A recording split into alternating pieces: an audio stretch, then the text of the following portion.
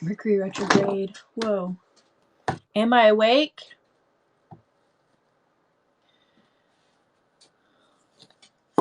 I'm definitely wearing what I wore to bed last night.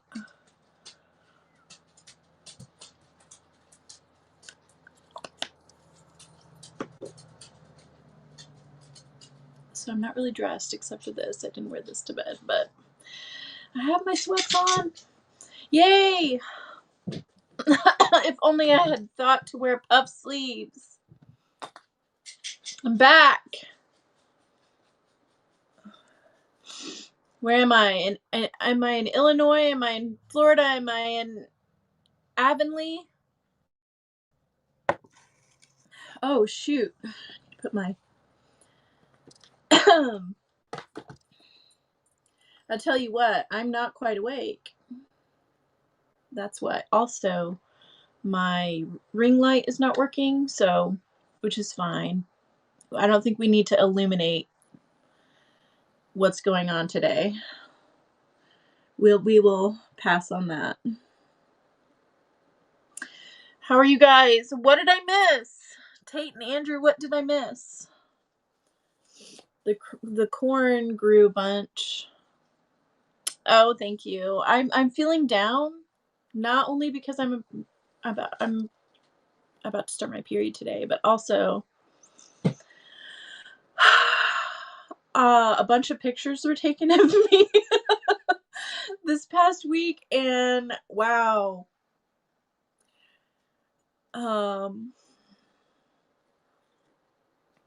That was a shock to my system. Let me tell you. I don't think I'd had pictures like I've seen like a full body picture or full body like of me in a while. So I'm reeling. But then I'm also like you're funny. Oh, also news. I'm restarting the no sugar today because all 4 kids ganged up on me and they were like, you are not gonna be here and not eat this and not try this. And it wasn't as like awful as it could have been, but it starts today. But really, what did I miss? What happened while I was gone? I kind of like stayed off the news and stayed off everything. Gave myself a little news media break. Nothing. I feel like I want to talk about it, but then also not, because I want to get into this. Yeah, I think I heard something like that. Also, while I was gone, it was, as you know, Tate, mid 90s in Florida, in Central Florida, and humid, and I was kind of loving it, except where there's one day it was like, it was so hot I couldn't hardly handle it. Kimberly's back. Good. We're in our jammies today. It's a holiday, really. We're going to try and read 2 chapters. But anyway, while my other sister's texting me, here it was record cold temperatures. It was like 50 degrees, which hadn't happened since like the early 90s or something. And I got back. We landed in St. Louis, and like just walking out of the airport, like everything was so it felt almost cold compared. It was only like 70 degrees, which feels, when you've been in like mid 90s, like humid mid 90s, it felt almost cold. And then we get here and it was like 60 something. And anyway, it's a shock to the system. It's like being in a sauna and then running out into the snow. It kind of feels that way. And I slept like a log last night, very autumnal or spring, earlier spring, maybe.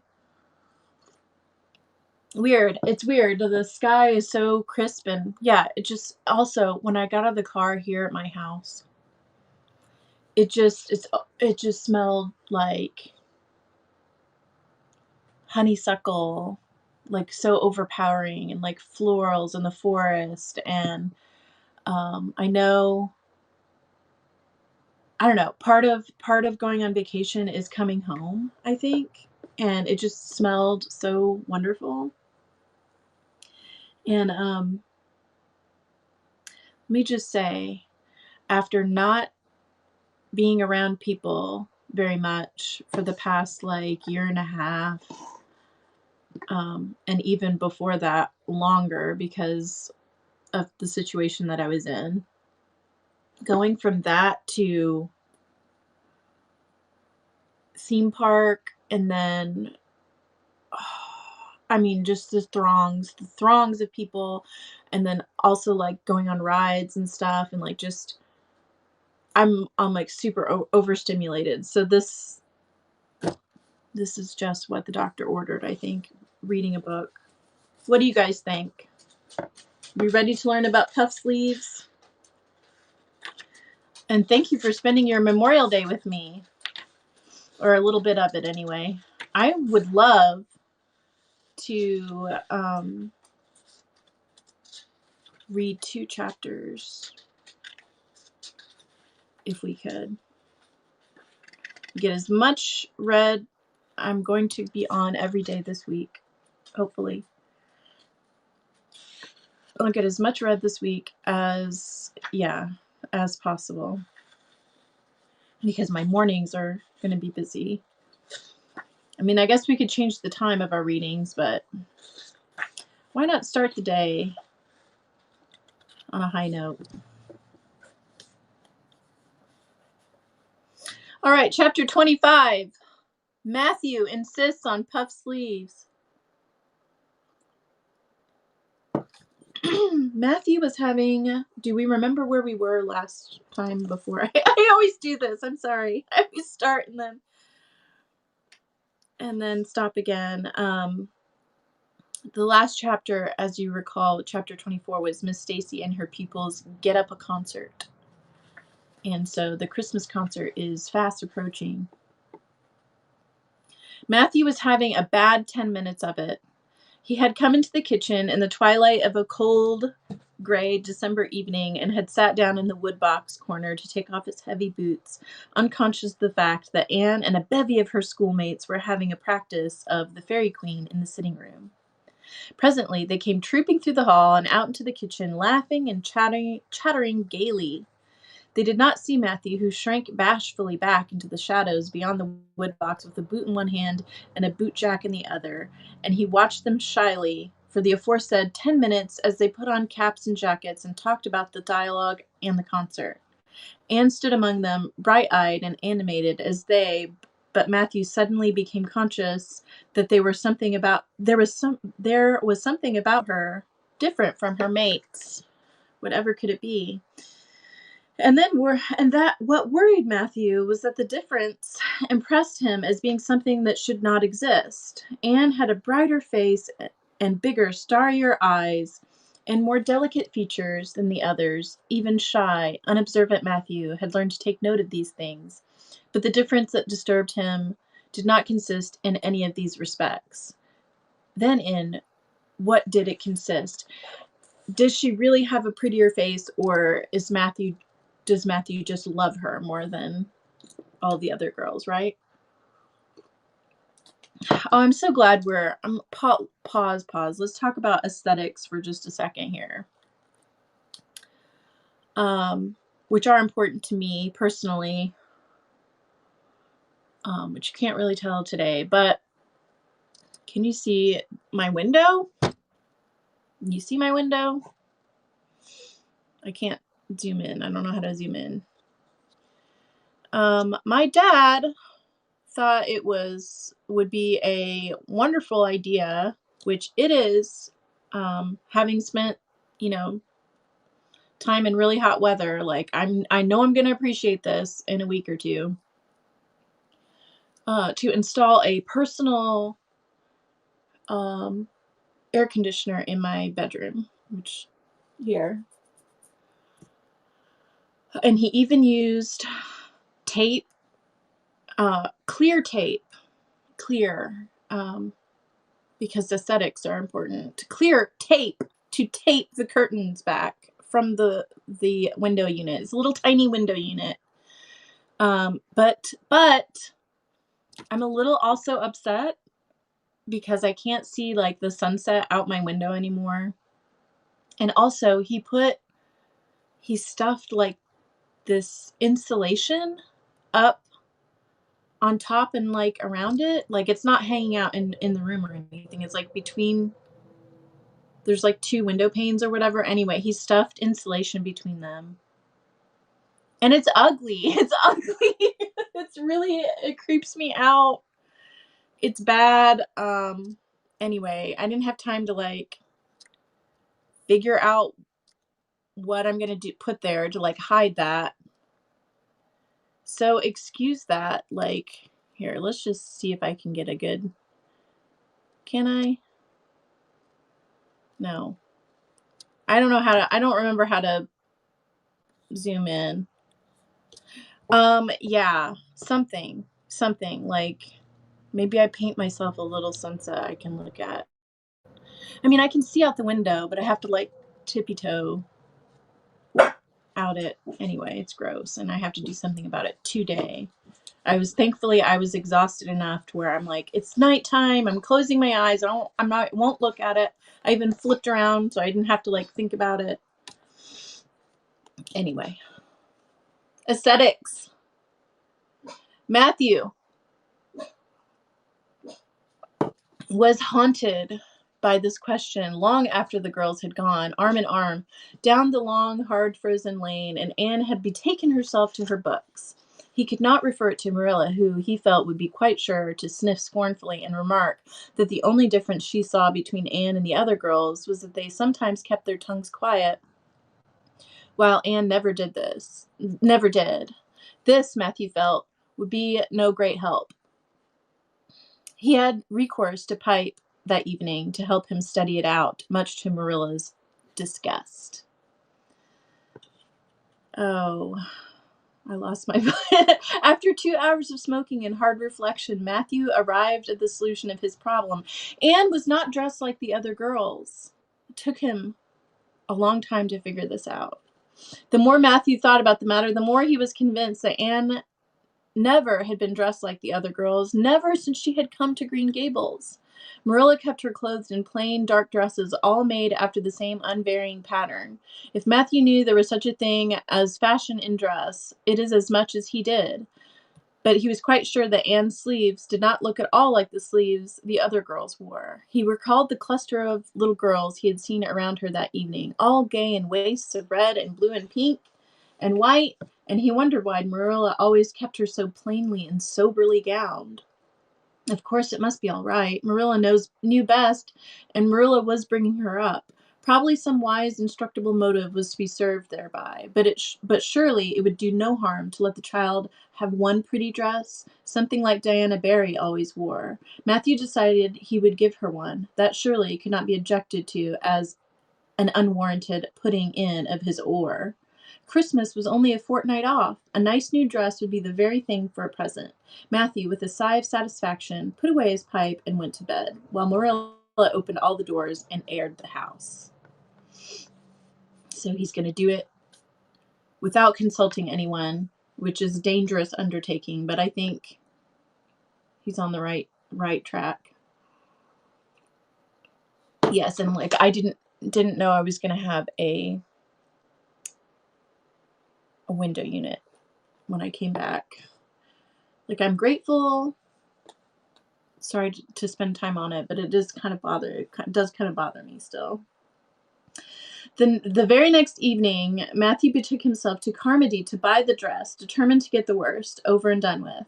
It would be, he felt assured, no trifling ordeal. There were some things Matthew could buy and prove himself no mean bargainer, but he knew he would be at the mercy of the shopkeepers when it came to buying a girl's dress. After much cogitation, Matthew resolved to go to Samuel Lawson's store instead of William Blair's. To be sure, the Cuthberts always had gone to William Blair's. It was almost as much a matter of conscience with them to attend the Presbyterian church and vote conservative. But William Blair's two daughters frequently waited on customers there, and Matthew held them in absolute dread.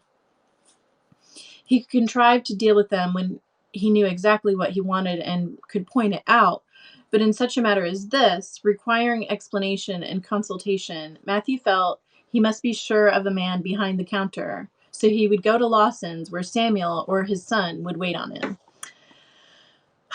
Another tricky situation. Although I really feel for Matthew. One of the first dates I ever went on as a teenager, the boy took me to Subway.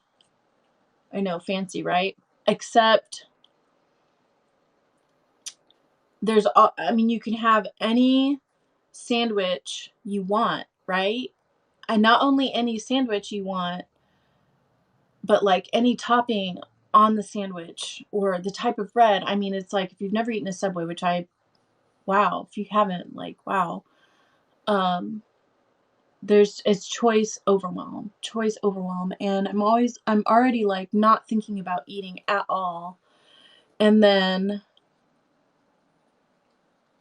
all of a sudden we're here at Subway, and I'm supposed to make a decision on how to construct a sandwich from scratch. Anyway, I ended up ordering the nastiest thing. I ordered a meatball sub with mayonnaise on it. Gross. And why didn't someone say that sounds gross? Don't you want this, and don't you want something else? Why didn't anyone say that? Anyway, I still think about it. I'm still embarrassed about it. So I feel for you, Matthew. Alas, Matthew did not know that Samuel, in the recent expansion of his business, had set up a lady clerk also. She was a niece of his wife's, and a very dashing young person indeed, with a huge, drooping pompadour, big, rolling brown eyes, and a most extensive and bewildering smile. She was dressed with exceeding smartness, and wore several bangle bracelets that glittered and rattled and tinkled with every movement of her hands. Matthew was covered with confusion at finding her there at all, and those bangles completely wrecked his wits at one fell swoop. Oh, he's wrecked.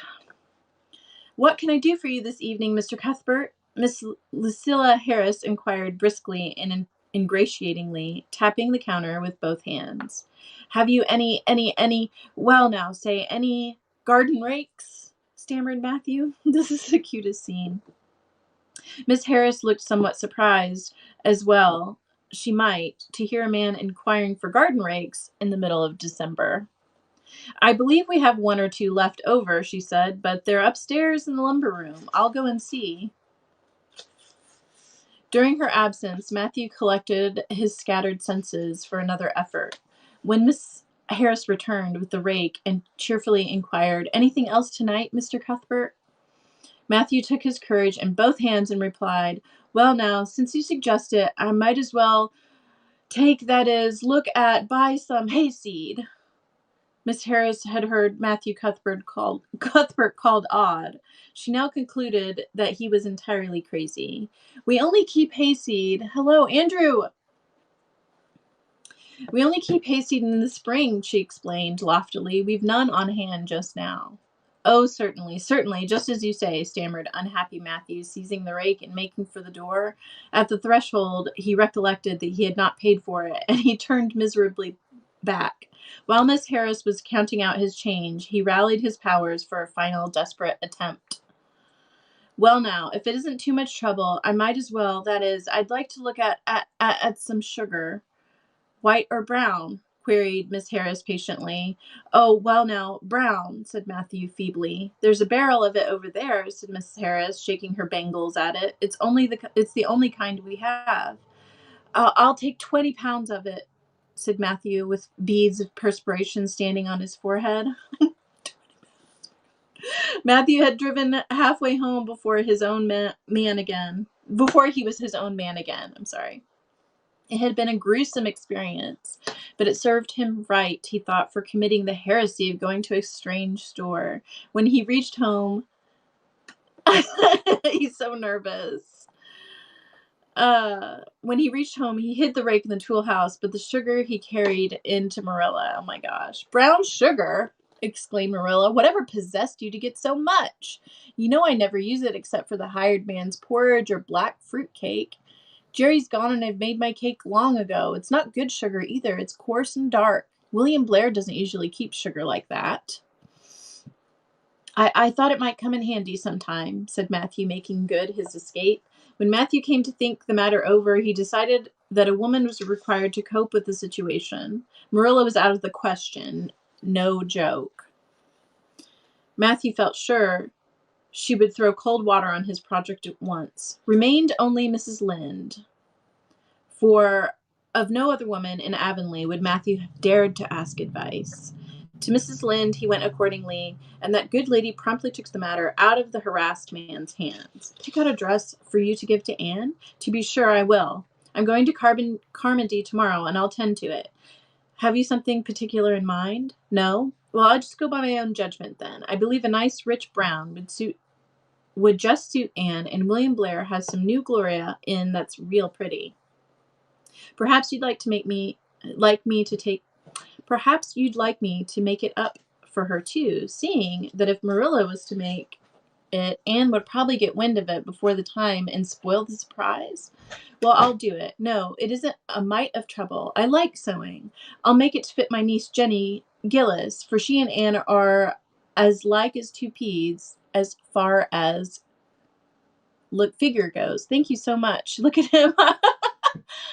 Oh my gosh. Look at Crookshanks. He's so happy. He spent the week at Mima and Pa's, so he's very pleased with himself to be back. Well, now, I'm much obliged, said Matthew. And I don't know, but I think they make the sleeves. He's like squinting his eyes and he's too much. He's really too much. It's funny. We put him in his little cat carrier to take him, and he cried in the cat carrier when we were taking him, but then like as soon as he got in the cat carrier, it's like he knew he was coming home, so he was like, I'm fine. I've done this. I know where I'm going. Okay. I think they make sleeves different nowadays to what they used to be. If it wouldn't be asking too much, I'd like them made in the new way. Puffs? Of course. You needn't worry a speck more about it, Matthew. I'll make it up in the very latest fashion, said Mrs. Lynde. To herself she added when Matthew had gone, it'll be real satisfaction to see that poor child wearing something decent for once. The way Marilla dresses her is positively ridiculous, that's what. And I've ached to tell her so plainly a dozen times. I've held my tongue, though, for I can see Marilla doesn't want advice, and she thinks she knows more about bringing children up than I do. For all she's an old maid, but that's always the way. Folks that has brought up children know there's no hard and fast method in the world that'll suit every child. But them as never have think it's all plain and easy as rule of 3. Just set your 3 terms down so fashion the sum will work out correct. But flesh and blood don't come under the head of arithmetic, and that's where Marilla Cuthbert makes her mistake. I suppose she's trying to cultivate a spirit of humility in Anne by dressing her as she does, but it's more likely to cultivate envy and discontent. I'm sure the child must feel the difference between her clothes and the other girls, but to think of Matthew taking notice of it, that man is waking up after being asleep for over 60 years. Marilla knew all the following fortnight that Matthew had something on his mind, but what it was she could not guess until Christmas Eve when Mrs. Lynde brought up the new dress. Marilla behaved pretty well on the whole, although it is very likely she just trusted Mrs. Lynde's diplomatic explanation that she had made the dress because Matthew was afraid Anne would find out about it too soon if Marilla made it. So this is what Matthew's been looking so mysterious over and grinning about to himself for 2 weeks, is it? She said a little stiffly but tolerantly. I knew he was up to some foolishness. Well, I must say, I don't think Anne needed any more dresses. I made her 3 good, warm, serviceable ones this fall. Serviceable. Like, who wants to wear serviceable clothing unless you're doing some kind of work? And anything more is sheer extravagance. There's enough material in those sleeves alone to make a waist. I declare there is. You'll just pamper Anne's vanity, Matthew, and she's as vain as a peacock now.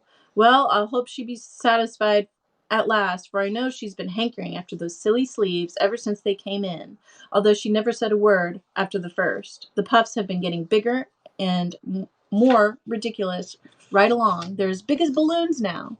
Next year, anybody who wears them will have to go through the door sideways. Can you imagine? Now, what do you think of the color? The color choice. Balloon. I don't know how I feel. I don't know how I feel about it. She does have red hair.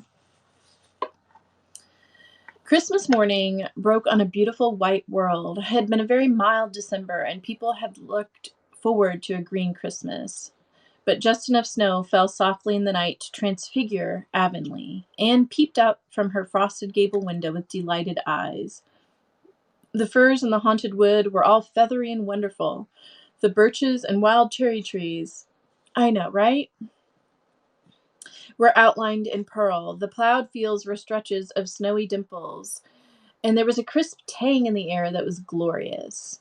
Anne ran downstairs, singing until her voice re-echoed through Green Gables. Merry Christmas, Marilla! Merry Christmas, Matthew! Isn't it a lovely Christmas? I'm so glad it's white. Any other kind of Christmas doesn't seem real, does it? I don't like green Christmases. They're not green. They're just nasty, faded browns and grays. What makes people call them green? Why, Matthew, is that for me? Oh, Matthew!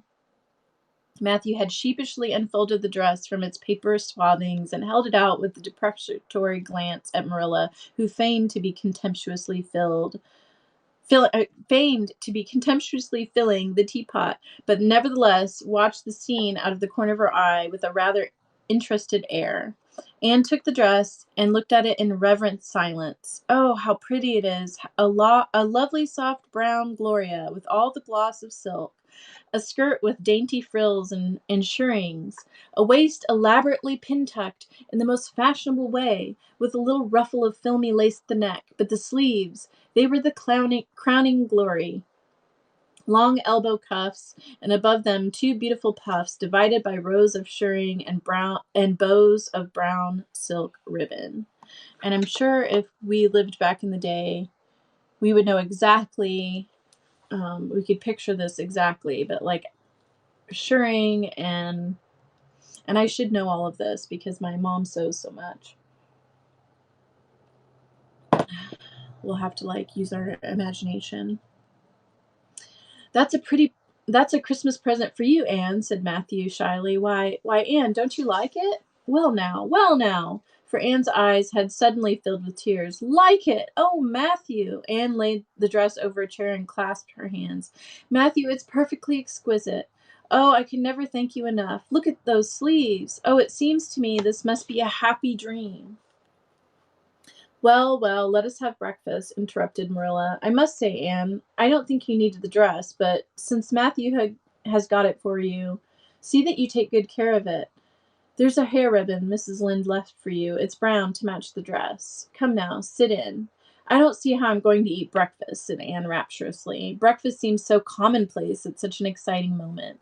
I'd rather feast my eyes on that dress. I'm so glad that puff sleeves are still fashionable. It did seem to me that I'd never get over it if they went out before I had a dress with them.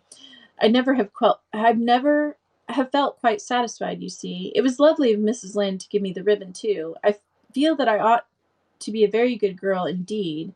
It's at times like this. I'm sorry I'm not a model little girl, and I always resolve that I will be in future, but somehow it's hard to carry out your resolutions when irresistible temptations come. Still, I really will make an extra effort after this. When the commonplace breakfast was over, Diana appeared, crossing the white log bridge in the hollow, a gay little figure in crimson ulster. Anne flew down the slope to meet her. "Merry Christmas, Diana, and oh, it's a wonderful Christmas. I've got something splendid to show you.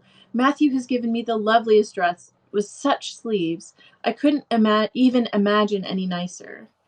"I've got something for you, more for you," said Anna breathlessly. "Here, this box. Aunt Josephine sent us a big box with ever so many things in it. And this is for you. I'd have brought it over last night, but it didn't come till after dark, and I never feel very comfortable coming through the haunted woods in the dark now." Anne opened the box and peeped in. First a card for the Anne girl and Merry Christmas written on it, and then a pair of the daintiest little kid slippers with beaded toes and satin bows and glistening buckles. "Oh," said Anne, "Diana, this is too much. I must be dreaming." "I call it providential," said Diana. "You don't have to borrow Ruby's slippers now. You won't have to borrow Ruby's slippers now, and that's a blessing, for they're 2 sizes too big for you. And it'd be awful to hear a fairy shuffling. Josie Pye would be delighted. Mind you, Rob Wright went home with Gertie Pye from the practice night before last. Did you ever hear anything equal to that?" All the Avonlea scholars were in a fever of excitement that day, for the hall had to be decorated and a last grand rehearsal held. The concert came off in the evening and was a pronounced success. The little hall was crowded. All the performers did excellently well, but Anne was the bright particular star of the occasion, as even envy, in the shape of Josie Pye, dared not deny. "Oh, hasn't it been a brilliant evening?" sighed Anne, when it was all over and she and Diana were walking home together under a dark, starry sky. "Everything went off very well," said Diana practically. "I guess we must have made as much as $10. Mind you, Mr. Allen is going to send an account of it to the Charlottetown papers." "Oh, Diana, will we really see our names in print? It makes me thrill to think of it. Your solo was perfectly elegant, Diana. I felt prouder than you did when it was encored. I just said to myself, it is my dear bosom friend who is so honored." "Well, your recitations just brought down the house, Anne. That sad one was simply splendid." "Oh, I was so nervous, Diana, when Mr. Allen called out my name. I really cannot tell how I ever got up on that platform. I felt as if a million eyes were looking at me and through me, and for one dreadful moment I was sure I couldn't begin at all. Then I thought of my lovely puff sleeves and took courage. I knew I must live up to those sleeves, Diana, so I started in, and my voice seemed to be coming from ever so far away. I just felt like a parrot. It's providential that I practiced those recitations so often up in the garret, or I'd never have been able to get through. Did I groan all right?" "Yes, indeed, you groaned lovely," assured Diana. "I saw old Mrs. Sloane wiping away tears when I sat down. It was splendid to think I had touched somebody's heart. It's so romantic to take part in a concert, isn't it?" "Oh, it's been a very memorable occasion indeed." "Wasn't the boys' dialogue fine?" said Diana. "Gilbert Blythe was just splendid, Anne. I do think it's awful mean the way you treat Gil. Wait till I tell you. When you ran off the platform after the fairy dialogue, one of your roses fell out of your hair. I saw Gil pick it up and put it in his breast pocket. There now, you're so romantic that I'm sure you ought to be pleased at that." "It's nothing to me what that person does," said Anne loftily. "I simply never waste a thought on him, Diana." That night, Marilla and Matthew, who had been out to a concert for the first time in 20 years, sat for a while by the kitchen fire after Anne had gone to bed. "Well, now, I guess our Anne did well as any of them," said Matthew proudly. "Yes, she did," admitted Marilla. "She's a bright child, Matthew, and she looked real nice, too. I've been kind of opposed to this concert scheme, but I suppose there's no real harm in it after all. Anyhow, I was proud of Anne tonight, although I'm not going to tell her so." "Well, now, I was proud of her, and I did tell her so, for she went upstairs," said Matthew. "We must see that we can do for her some of these days, Marilla. We must see what we can do for her some of these days, Marilla. I guess she'll need something more than Avonlea school by and by." "There's time enough to think of that," said Marilla. "She's only 13 in March, though tonight it struck me she was growing quite a big girl. Mrs. Lynde said that dress is a mite too long, and it makes Anne look so tall. She's quick to learn, and I guess the best thing we can do for her will be to send her to Queen's after a spell, but nothing need be said about that for a year or two yet." "Well, now, it'll do no harm to be thinking it over off and on," said Matthew. "Things like that are all the better for lots of thinking over, especially when Matthew's the one that has to do the thinking." All right, that is chapter 25. We have a shortish chapter next. And I just want to apologize for my reading. I feel out of practice. I'm disappointed that the dress is brown. Like, in my mind, like, that's not what I, when you think of like a fancy dress, do you think brown? A brown dress. I want a nice brown dress to go to a concert or for Christmas. I'm sure there's some people who just adore brown. And I guess brown is safe for most people, right? Chapter 26. The Story Club is formed. Oh my God. The Story Club? It kind of sounds like what we have going on here. Story Club. Junior Avonlea found it hard to settle down to humdrum existence again. And this is also me. Yes, Dave, thank you. After my vacation. Does anyone else get a little depressed when they come home from vacation? Hold on. Pull my puff sleeves up here.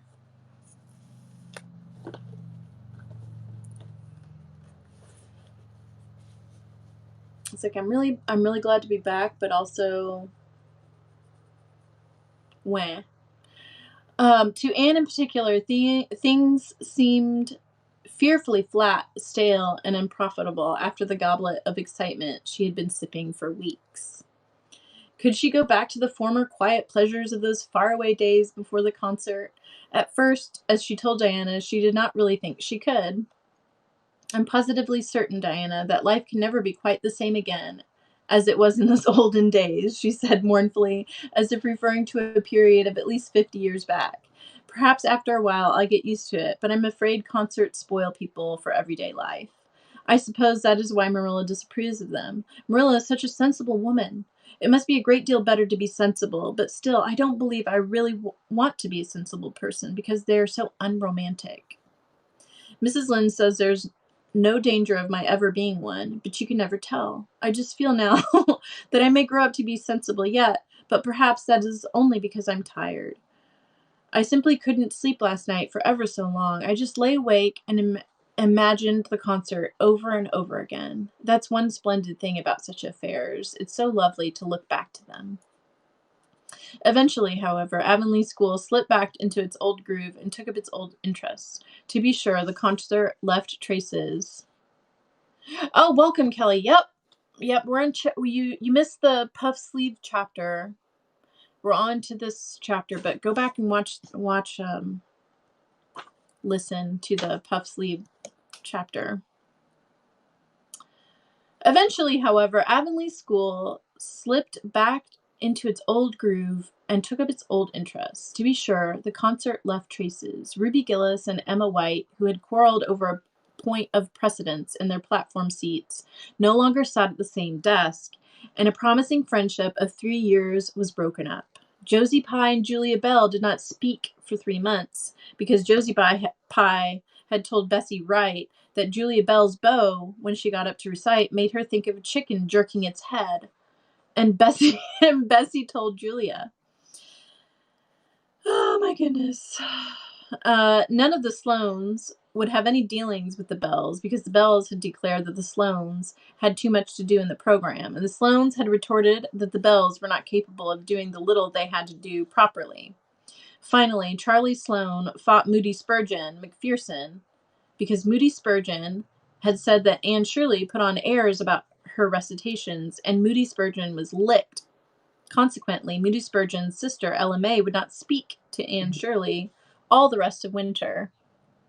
Thank you for subscribing. With the exception of these trifling frictions, work in Miss Stacy's little kingdom went on with regularity and smoothness. The winter weeks slipped by. It was an unusually mild winter with so little snow that Anne and Diana could go to school nearly every day by way of the birch path. On Anne's birthday, they were tripping lightly down it, keeping eyes and ears alert amid all their chatter. For Miss Stacy had told them that they must soon write a composition on a winter's walk in the woods, and it behooved them to be observant. Just think, Diana, I'm 13 years old today, remarked Anne in an odd voice. I can scarcely realize I'm in my teens. When I woke up this morning, it seemed to me that everything must be different. You've been 13 for a month, so I suppose it doesn't seem much a novelty to you as it does me.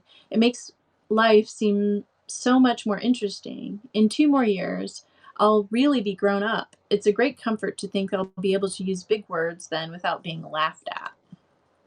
Ruby Gillis says she means to have a beau as soon as she's 15, said Diana.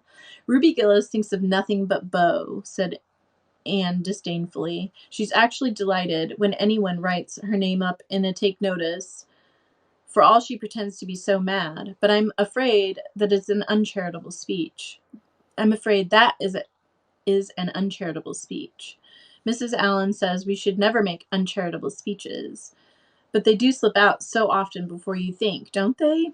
I simply can't talk about Josie Pye without making an uncharitable speech, so I never mention her at all. You may have noticed that. I'm trying to be as much like Mrs. Allen as I possibly can, for I think she's perfect. Mr. Allen thinks so too. Mrs. Lynde says he just worships the ground she treads on, and she doesn't really think it right for a minister to set his affection so much on a mortal being. But then Diana, even ministers are human and have their besetting sins just like everybody else. I had such an interesting talk with Mrs. Allen about besetting sins last Sunday afternoon. There are just a few things it's proper to talk about on Sundays, and that is one of them. My besetting sin is imagining too much and forgetting my duties. I'm striving very hard to overcome it, and now that I'm really 13, perhaps I'll get on better. In 4 more years, we'll be able to put our hair up, said Diana. Alice Bell is only 16, and she's wearing hers up, but I think that's ridiculous. I shall wait until I'm 17. If I had Alice Bell's crooked nose, said Anne decidedly, I wouldn't. But there, I won't say that because I won't say what I was going to because it was extremely uncharitable. Besides, I was comparing it with my own nose, and that's vanity. I'm afraid I think too much about my nose ever since I heard that compliment about it long ago. It really is a great comfort to me. Oh, Diana, look, there's a rabbit. That's something to remember for our woods composition. I really think the woods are just as lovely in winter as in summer. They're so white and still, as if they were asleep and dreaming pretty dreams. I won't mind writing that composition when its time comes, sighed Diana. I can manage to write about the woods, but the one we're to hand in Monday is terrible. The idea of Miss Stacy telling us to write a story out of our own heads. Why, it's as easy as a wink, said Anne. It's easy for you because you have an imagination, retorted Diana. But what would you do if you had been born without one? I suppose you have your composition all done. Anne nodded, trying hard not to look virtuously complacent and failing miserably. I wrote it last Monday evening. It's called The Jealous Rival, or In Death Not Divided. I read it to Marilla, and she said it was stuff and nonsense. Then I read it to Matthew, and he said it was fine. That is the kind of critic I like. It's a sad, sweet story. I just cried like a child while I was writing it. It's about 2 beautiful maidens called Cordelia Montmorency and Geraldine Seymour, who lived in the same village and were devotedly attached to each other. Cordelia was a real brunette with a coronet of midnight hair and dusky flashing eyes. Geraldine was a queenly blonde with hair spun like gold and velvety purple eyes. I never saw anybody with purple eyes, said Diana dubiously. Neither did I. I just imagined them. I wanted something out of the common. Geraldine had alabaster brow, too. I found out what an alabaster brow is. That is one of the advantages of being 13. You know so much more than you did when you were only 12. Well, what became of Cordelia and Geraldine? Asked Diana, who was beginning to feel rather interested in their fate. They grew in beauty side by side until they were 16. Then Bertram de Vere came to their native village and fell in love with the fair Geraldine. He saved her life when her horse ran away with her in a carriage. She fainted in his arms, and he carried her home 3 miles because, you understand, the carriage was all smashed up. I found it rather hard to imagine the proposal because I had no experience to go by. I asked Ruby Gillis if she knew anything about how men proposed, because I thought she'd likely to be an authority on the subject, having so many sisters married. Ruby told me she was hid in the hall pantry when Malcolm Andrews proposed to her sister Susan. She said Malcolm told Susan that his dad had given him the farm in his own name, and then said, "What do you say, darling pet, if we get hitched this fall?" And Susan says, "Yes, no, I don't know. Let me see." And there they were engaged as quick as that. But I didn't think that sort of proposal was a very romantic one. So in the end, I had to imagine it out as well as I could. I made it very flowery and poetical, and Bertram went on his knees, although Ruby Gillis says it isn't done nowadays. Really. Geraldine accepted him in a speech a page long. I can tell you, I took a lot of trouble with that speech. I rewrote it 5 times, and I look upon it as my masterpiece. Bertrand gave her a diamond ring and a ruby necklace and told her they were to go to Europe for a wedding tour, for he was immensely wealthy. But then, alas, shadows began to darken over their path. Cordelia was secretly in love with Bertram herself, and when Geraldine told her about the engagement, she was simply furious, especially when she saw the necklace and the diamond ring. All her affection for Geraldine turned to bitter hate, and she vowed that she would never marry Bertram. But she pretended to be Geraldine's friend, the same as ever. One evening they were standing on a bridge over a rushing turbulent stream, and Cordelia, thinking they were alone, pushed Geraldine over the brink with a wild mocking "Ha, ha, ha." But Bertram saw it all, and he at once plunged into the current, exclaiming, "I will save thee, my peerless Geraldine." But alas, he had forgotten he couldn't swim, and they were both drowned, clasped in each other's arms. Their bodies were washed ashore soon afterwards. They were buried in one grave, and their funeral was the most imposing. Diana, it's so much more romantic to end a story up with a funeral than a wedding. As for Cordelia, she went insane with remorse and was shut up in a lunatic asylum. I thought that was poetical retribution for her crime. How perfectly lovely, sighed Diana, who belonged to Matthew's school of critics. But I don't see how you can make up such thrilling things out of your own head, Anne. I wish my imagination was as good as yours. I don't know about you, but one of my favorite things in books, novels, is reading stories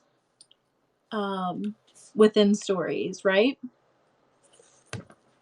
It's like one character will be remembering something. A character will remember something or tell a story in a story. And when you come out of it, it's like the coming out of it. You're like, oh, that was a neat story. But it's like, because you know you're reading, but you can go farther down, right? But have you read a story where someone's telling a story and then the person in the story is telling a story? Like how far down or out can you go? I wish my imagination was as good as yours. It would be if you'd only cultivate it, said Anne cheeringly. I just thought of a plan, Diana. Let you and I have a story club all our own and write stories for practice. I'll help you along until you can do them by yourself. You ought to cultivate your imagination, you know. Miss Stacy says so. Only we must take the right way. I told her about the haunted wood, but she said we went the wrong way about it.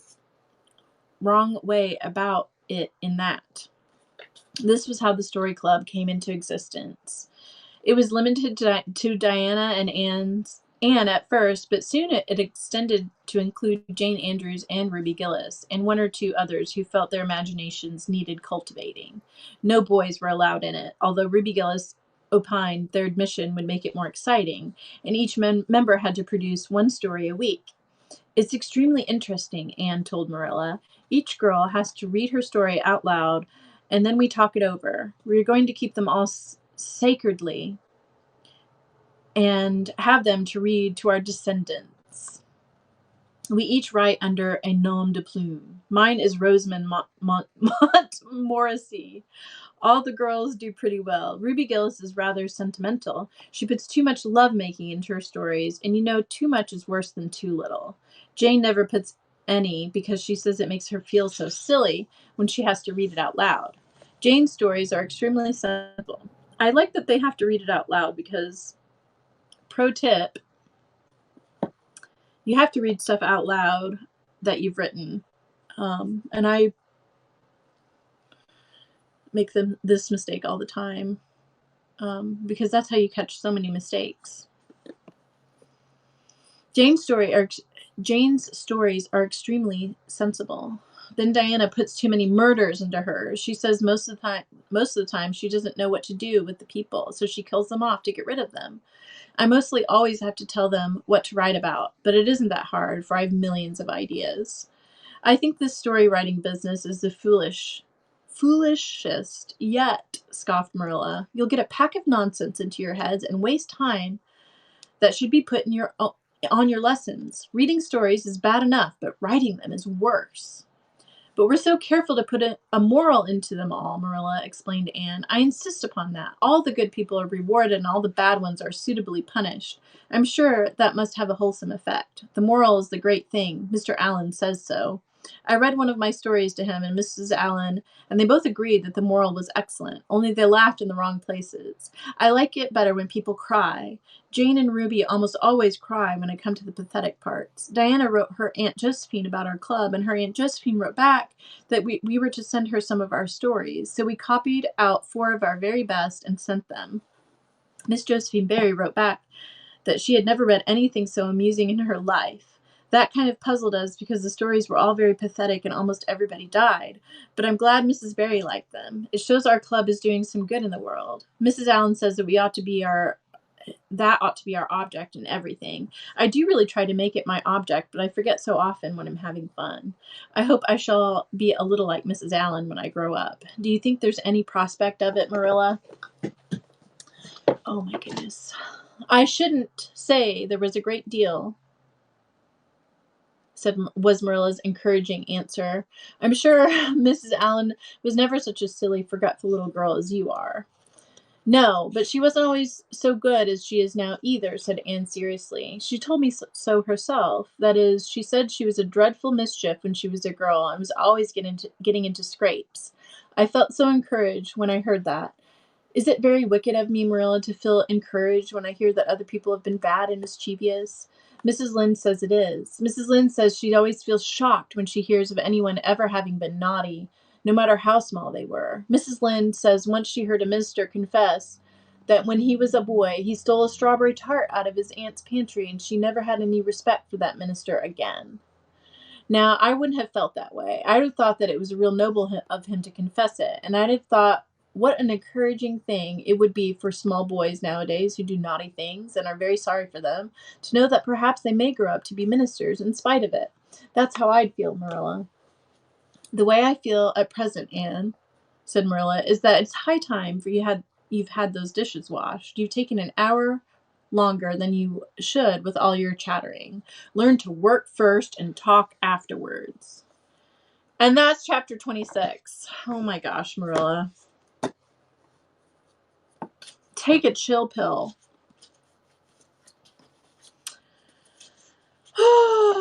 So what if the dishes rot in the sink and she'll have to touch nasty, rotting dishes? And maybe she'll think next time, hey, maybe I should do these dishes before they get really super gross. And that's what's called natural consequences, right?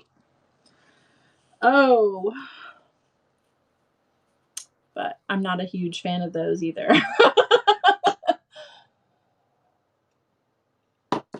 All right, everybody. Whoever's left, if anybody's left, it's been real.